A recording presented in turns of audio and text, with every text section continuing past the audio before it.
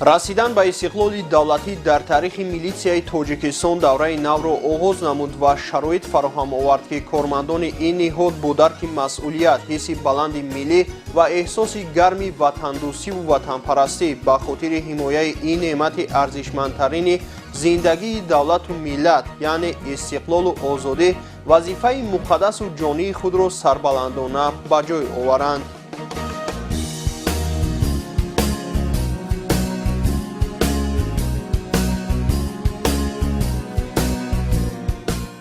کارمندان مقامات کارهای داخلی تاجیکستان صاحب استقلال از روزهای اول فعالیت خود تا امروز یکجا با دیگر مقامات حفظ حقوق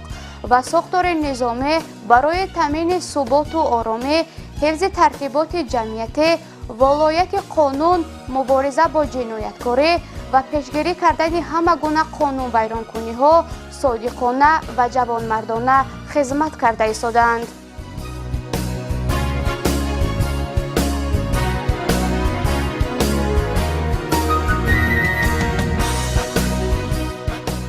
در سالهای دشواری مخالفت‌های داخلی و جنگ تحمیلی شهروندی، افسران و سربازان قشون‌های داخلی قرض وطنداری خود را صداقتمندانه اجرا کرده درجه بلند مهارت کسبی و جنگی نشان دادند.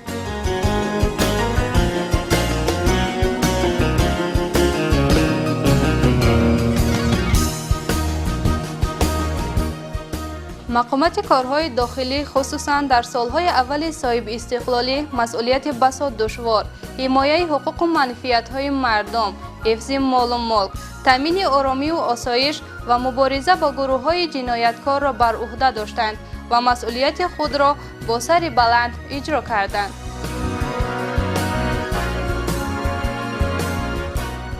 دولت و حکومت تاجیکستان برای تحکیم اساسهای مادی و تکنیکی مقامات میلیسیا به خدمت جلب کردن کارمندان بلند اختصاص و صادق به دولت و ملت، بهتر نمودن شرایط زندگی و خدمتی هیئت شخصی وزارت کارهای داخلی همیشه توجه مخصوص ظاهر می نماید.